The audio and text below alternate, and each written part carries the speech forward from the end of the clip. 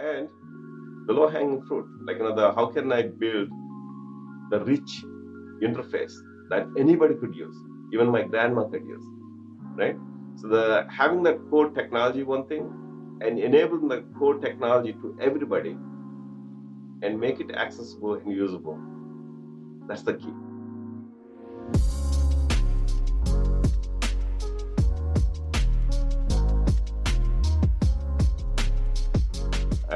I'm Venkat Yetrintala, the Senior Vice President and Chief Technology Officer at Monotype. With over 25 years in the industry, I have spearheaded numerous innovation and technology initiatives across many organizations.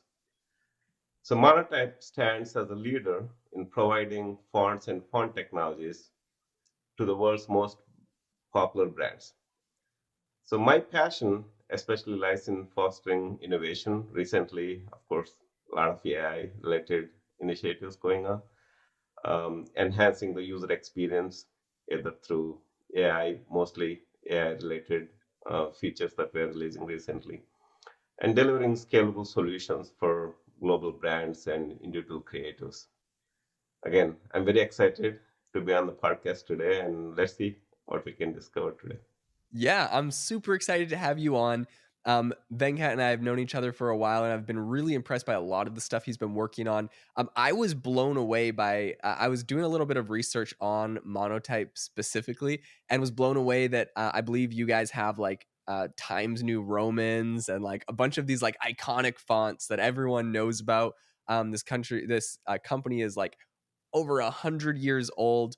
And it's so interesting, because so often I feel like when we hear of like a company that's 100 years old, you're like, oh, it's like kind of old and slow. And meanwhile, we have Venkat here who's like integrating AI into it and doing all this high tech stuff. And it's kind of cool to see that even with something, just because the age of the company is old, obviously you guys are still really staying on top of it. And to be honest, I think it's kind of the age of the company is a testament to the fact that you have been staying on top of things. You are kind of cutting edge because that's how you stay around for so long. So really, really excited to dive in and talk a little bit about what you're working on over there at Monotype. Something I would love to ask you about. We've talked in the past, and you mentioned that Monotype has a bit of an AI mandate. I'm wondering if you can describe what this AI mandate is over at Monotype and what some of its key objectives are. Yeah, Monotype's AI mandate initiative is all about improving the efficiencies throughout the organization by leveraging AI capabilities, whatever it may be, whether it is a chat GPT or any other tools that will help customer support or to improve the developer productivity. So, for example, we recently introduced GitHub Copilot for all of our engineering organization. We said, okay, we need to get to a 2x productivity by end of 2024. Okay. Right. In addition to that, we have been using this tool to do the first round of interviews. Like with that, our HR department has been extremely efficient. Not only that, it saves a lot of developer time when they have to, when they can skip this first round of interviews. It has been greatly helpful, and finance and marketing, almost every department. Sales recently, we have done some pilot projects for the sales team for improving their efficiencies. So similar, as I mentioned, across the everyday function, we have something going on. So that's the AI mandate that we have going on at Monotype. I love that. I think it really kind of focusing on making sure whatever people are doing within your company, it's like, look, these AI tools, they are helpful in every single like department. Make sure that you're using them. I think that's so important. Just making sure your company is staying at the forefront, becoming, harnessing all the innovation that's out there and leveraging it for what you're doing. I think it's so important and so critical. So I understand recently you had a bit of a hackathon internally at Monotype, talking about different ways that you could use AI and implement them. Tell us about some of the interesting use cases that you saw while you were doing that. Yeah, so we actually run hackathons every quarter at Okay. Monotype. The recent one happens to be 10x productivity using AI. That's the theme. When we launched this AI hackathon, the participation was like exceptional, like Okay. much higher than usual because everybody wants to play with AI, like what is possible with AI, right? So the we got 60 great ideas submitted through this Oh, wow. hackathon. Like the it was a 24-hour hackathon. Okay. There was a great energy, a lot of participation. 60 ideas came through, and 10 of them were actively pursuing as a further implementation. Some of those are like the things like we have obviously you said this, like we have 100-year-old company. We have been acquiring a lot of companies, like as we do this, like there is a lot of technical debt that we have built up over time, a lot Mhm. of technology stacks. So with that, like it's very hard for the developers to like look into those tech debt areas, and nobody wants to be spending like fixing those security issues or technical. Rather, they want to focus more on new feature development, right? So one team came up with this really cool tool that will identify all these technical debt areas and automatically fixes and also deploys. That's very cool. Like we have been, uh, you know, the idea was good, and that seems very promising. It's going to save us a lot of time in the development life cycle. We're now taking that into like implementation phase. So I'm really hoping like that will get us to that 2x target that we have for 2024. Um, Along those lines, like it's mostly the engineering productivity hackathon. So like the not a lot of other use cases that we have derived through this hackathon, but as I mentioned, there are other initiatives that are going on across other functional areas. Super cool. Yeah, and I love that you have that goal of, 2x productivity, that you're kind of, like, focusing and driving towards. I think it's really important when we make, like, for example, an AI, mandate or, like, any sort of goal that we, like, really state what we're trying to do, so I love that you guys are driving towards that. And kind of along those lines, another question I would love to ask you about is, how have you used AI to reduce the time that it takes to actually develop new fonts over at Monotype? Great question. We actually truly see Gen AI as an opportunity to enhance the productivity of the type designers with both powering tools like search and discovery, driving overall efficiency in the business. Monotype has built AI-enabled tools that have already seen success facilitating exploration in areas such as like the suggesting ideal font pairing and aiding in discovery of the new fonts through natural language search and recommendations. So we recently launched something like contextual recommendation, meaning if you it's almost like a chat GPT. Like if you type in the context of what you want, we will recommend like hey, for this context, this font works well. So that has been like the killer feature. A lot of people love it. Recently at the Adobe Max, so many people came to our booth and appreciated that feature as well. I love that because I know like for myself, running my podcast, whether it's me or my designers or my editors, we're always like looking for new fonts for like thumbnails or for like websites or posts and for content and running AI box. This is a huge discussion that I'm always having with our designers is, what fonts we're using and what like message does a font portray. I love that you guys have that tool. This is definitely something I could use. I think anyone that has designed anything in their life knows the feeling of, you're on like Canva or Photoshop or Illustrator or whatever, and you type something out and you're like, what font should I use for this? So you highlight it, then you go over to like the font tab and you just hit the down arrow over and over again as it like switches what the font looks like. And you're just trying to find like the perfect font, and it takes forever. So I think that AI tool is genius. I think that's amazing. Yeah, You're able to just we're trying to eliminate that font menu in every single application possible.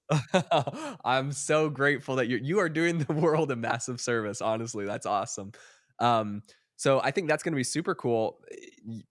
And you guys have thousands and thousands of fonts, so this makes a ton of sense. You can find the perfect font using AI. That's amazing. something else I'd be curious talking about kind of like AI and fonts. Recently, ChatGPT has unveiled GPT 4.0, and I did a whole podcast episode about this, covering a bunch of the features, covering some of the use cases. A really interesting one that I saw, and I actually mentioned monotype in the episode because it made me think of you guys, and I'm wondering, like, where your thoughts are at on it. Someone showed a use case where they went to GPT 4.0, and I think it's like Dolly on there or whatever, but they were like, hey, like, I need a futuristic space kind of font for this specific thing, and it generated like an image. Like, obviously it's not like an actual real font or anything, but it generated an image with like letters for like an actual like futuristic space font. I'm wondering, are you guys able to use AI to actually help you generate fonts? And if so, like, what are some of the challenges you're facing around that?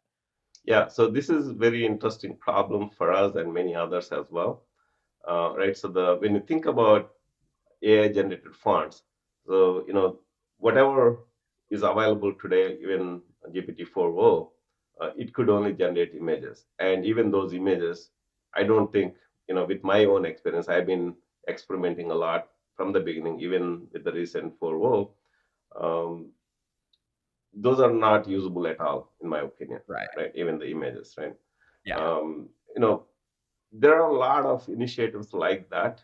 Adobe has, been working on that, like, many others trying to put the text onto the images, and which is Mhm. not even close to being perfect. Yeah. And of course, being world's largest font company, we have been investing a lot into generating AI fonts, the real fonts. Uh-huh. And that's really quite challenging task for sure. Um, we have very high hope that, I just got update this morning from our team, like, the looks like they are making a great progress, and we're gonna achieve our Q2 and Q3 goals, which means we're getting closer to that goal to create, like, the high quality.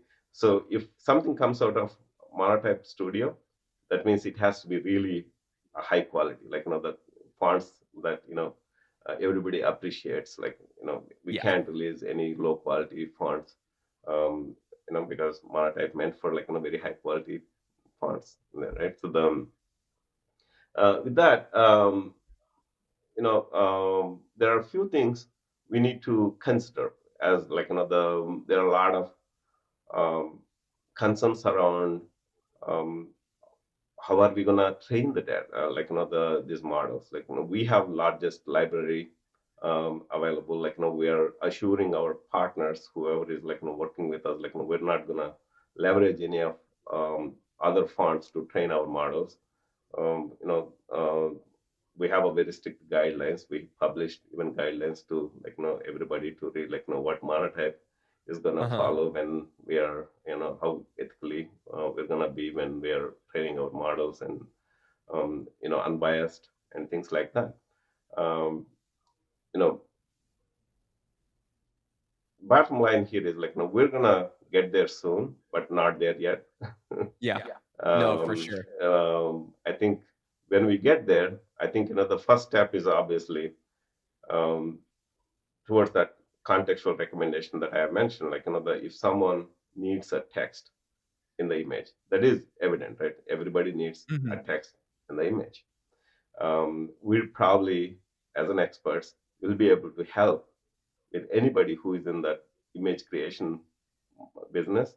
So we can partner with them to provide this text generation capabilities with, alongside their models. So that's our goal. So I helping love that. ourselves as well as everybody else who is in this business. Yeah, I love that. I think that's such a fascinating future. I mean, I could see a future. I know this is tons of tech, and this is not necessarily right around the corner, but where, I want like a font for a specific thing, and I describe a font, and then Monotype uses like an AI model to help generate the perfect font, probably trained from your own data set of your fonts, and it's kind of using variations of stuff that you've created. But like you mentioned, the key here is like Monotype is known for like Times New Romans, these iconic fonts, like really, really high quality stuff. So making sure that whatever you create is up to that standard obviously is the big challenge, but I think it could be a really fascinating future. I know that, you know, talking about some of these interesting concepts and this R&D and working in this space, I know you've talked about doing some collaborations with universities. I wonder if you can discuss some of the nature and the goals of your collaborations that you currently have going on. Yeah, because the generating AI fonts is a such a difficult task.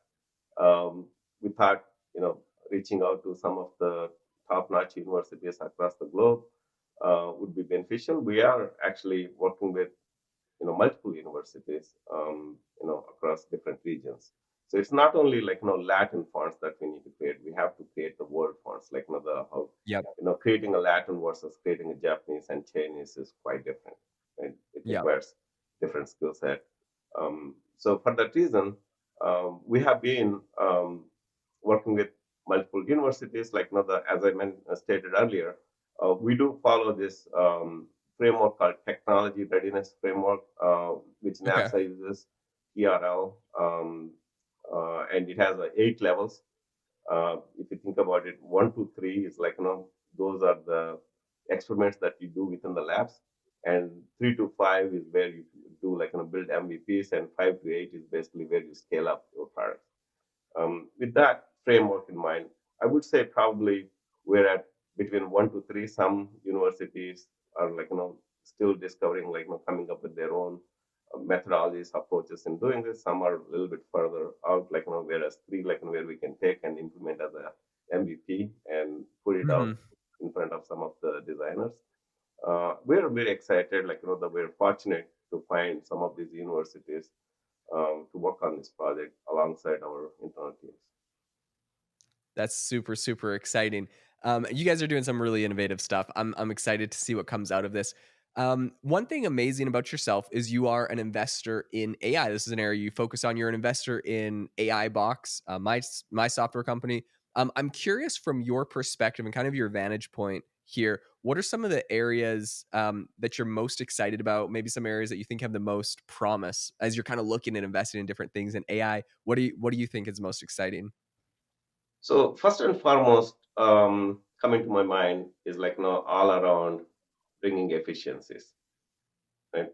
So if I think of like AI could replace any task that we do today, right? So the or at least make it better, like so that people can focus on different things where they can actually hand over a lot of this mundane tasks to the AI, right? So with that, again, similar to what you guys have done at AI Box, like providing a drag and drop interface for building prompts. So that's a great use case, right? So the anywhere I see the low hanging fruit like this, where like it could bring the value quickly. The I bring up this analogy all the time: painkillers versus vitamins, right? So you want to invest in something that is a painkiller, not the vitamin, right? So the where you can get the ROI much faster. So I saw AI box platform as a similar to the painkiller, so that's why I was interested in investing in it. So for any other investors, that's what I recommend. Like the find what is that low hanging fruit is where the platform could bring the most value quickly. Yep, I love that. That's such a vital. I think that's a great piece of advice, the painkillers thing, because like obviously vitamins, they're fantastic, they work, but like if it's not as solving an immediate painful need right in the second, is a lot harder to get traction. So yeah, no, I think that's fantastic advice and really Yeah, key, it is especially very for pain. vitamins are very important as well, for sure, right? So the but you have to be thinking of as an investor, at least me, I want Yeah. to see like some quick returns as well, like whether um, there'll be a long term benefits with vitamins, no doubts. Sure, yeah. I'm wondering, a lot's changing right now. How should companies prepare to adapt for all of these emerging AI technologies and trends that we see coming out? Like, things are changing so fast. What should people be thinking about doing, preparing for? Yeah, companies should definitely develop a clear AI strategy, right, that aligns with their goals. Invest in people training, like bringing on a talent. For example, we started saying like the AI first talent, like the people you know to train someone to adapt into this AI versus people who are already using AI, right? So that's a quite difference. So whenever we hire a new talent, we look for, okay, are they actually using any AI in their prior jobs, right? So that's how we kind of quickly build that talent. Right? And then building a cross-functional teams, like, it's not just engineering teams, right? So at Monotype, we kind of trying to enable this AI across the organization. So how do you build those cross-functional teams? And you know, implementing some of these agile methodologies, if not already, can help, like, implement projects iteratively. So it has to be more iterative in a way, like, that you implement these projects. You don't want, like, the 1 year, 2 year long projects. That's too long nowadays. Like, Yeah. well, the robust data management, ensuring the quality, right? The data is very important to train your models. We talked about that earlier as well, right? And then some of these ethical considerations, including transparency and compliance, are very crucial, right? So, and then doing some type of pilot projects and then scaling, as I mentioned, like, iteratively in agile methodology. That's how I think companies should think about implementing AI, either internal efficiencies or bringing something into the product. That's how they should be thinking about. I love that. Yeah, no, I think that's some phenomenal advice. So important. I'm wondering, with everything you guys are doing at Monotype, how does your AI strategy specifically kind of help these global brands that you work with manage their digital identities?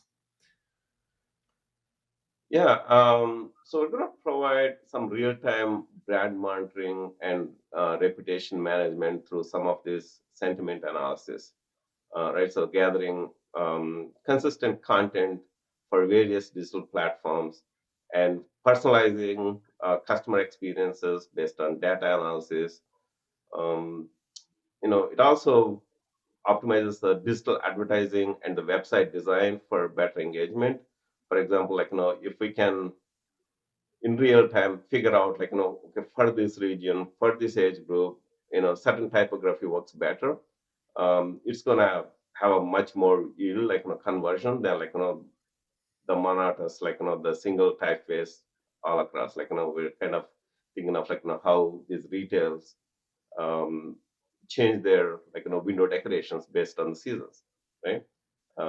So the type doesn't really change much on this web, right? So that it's mostly constant, but that doesn't need to be that way.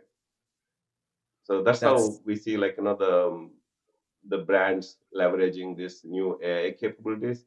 And there is also another initiative called C2PA, Coalition okay. for Content Provenance and Authenticity, is currently in development to assist, like, the global brands managing their digital identities, like, all the authenticity, like, who created, like, who modified, all that, the tracking will be there within that manifest. We're trying to implement that C2PA into fonts as well. That's so fascinating. Yeah, that's super, super cool. I didn't even think about that. That's such an interesting concept of like having the fonts change on a website based off of like who's viewing them or what they're doing. Like, oh, it's a younger audience. We're gonna use these fonts, an older audience, this font. Like that's such a crazy idea to me, but like obviously effective. And especially when you're starting to track like what has the best conversion rate on a landing page. Like that is a fascinating area. I think that you'll come up with some exciting stuff on. So that's super interesting. Something I'd love to ask you about. You're working a lot on. You're in technology. You've been working on this for a long time. You're looking at the AI space as a user, as an investor, as a developer from a whole bunch of perspectives. I would love to get your perspective on maybe some of your predictions. What do you think will have in AI specifically the biggest impact over the next 5 years? What are some areas that you're excited about, interested in, and maybe some predictions you might have? Yeah, some include, like, the multi-model AI capabilities, like, which enables systems to process and understand information from multiple sources, and it could be text, image, or audio, or it could be looking at your email or your desktop, or, like, the what's in there, like, the understanding holistically about you, right? Yeah. For example, you probably you you have already played with ChatGPT 4.0 already, right? So we're kind of seeing that already, right? It's such a cool thing. Like, even I was kind of practicing something other day, like, hey, I need to give this talk. Can you help me, like, improve, my speaking skills? Like, it was great. Like, it was kind of giving me real time feedback, right? I love that. So it's acting as a, like, my personal assistant in improving my presentation skills. That's so um, cool. right? So, having that, holistic context of, like, the not just, like, what you are inputting, like, what is around you, like, what all you are dealing with on your desktop, in your email box, or, like, something else. So having that holistic context and providing that feedback is going to be huge, right? So Yeah, one there'll be models like that, like, this whole digital twin concept. I'm big believer in it. Like, the one day, like, there will be a banker that I can, like, trust. Hey, you go do my job while I'm on vacation. Like, I can still kind of control what's going on. I'll see. Yeah, I Oh think, man. with the AI, that's going to happen. That whole digital twin is going to be reality. Yeah, I know. I agree with you. I think the digital twin thing is going to be huge. It's so fascinating, but like I feel like there's already things where ChatGPT would do great at. I just wish it was like easier to implement me doing those things. I mean, obviously I'm trying to build a lot of that with software right now. So I think it's really exciting in the future to see exactly what how that's going to evolve, how that's going to adapt with AI. Um Venkat, it has been phenomenal having you on the show today, sharing your insights. This has been amazing. I'm wondering, as we wrap up today, what is one piece of advice that you feel like you could give to entrepreneurs or other people I'm looking to innovate with AI today? Yeah, entrepreneurs, they already know how to, like, understand the key problem areas, right? Yeah. So those are the painkillers that I talked about, right? And then figuring out, like, how do I apply AI to solve this, pain today, like, in a better way, right? Um, I think that is key, and the low hanging fruit, like, the how can I build the rich interface that anybody could use, even my grandma could use, right? So the having that core technology, one thing, and enabling the core technology to everybody and make it accessible and usable. That's the key, right? So that's why, again, I appreciated what you guys are doing at a box. It's a drag and drop, so simple. Anybody, without even, like, much of the technical knowledge, they could easily use the platform. I would like to see more of those, right? So Yeah. I think that's where, these entrepreneurs will shine. I love it. Yeah, amazing advice. Venkat, if people are interested in keeping up with you and your journey, what you guys are working on, Monotype, what's the best place for them to do that? Obviously, monotype.com.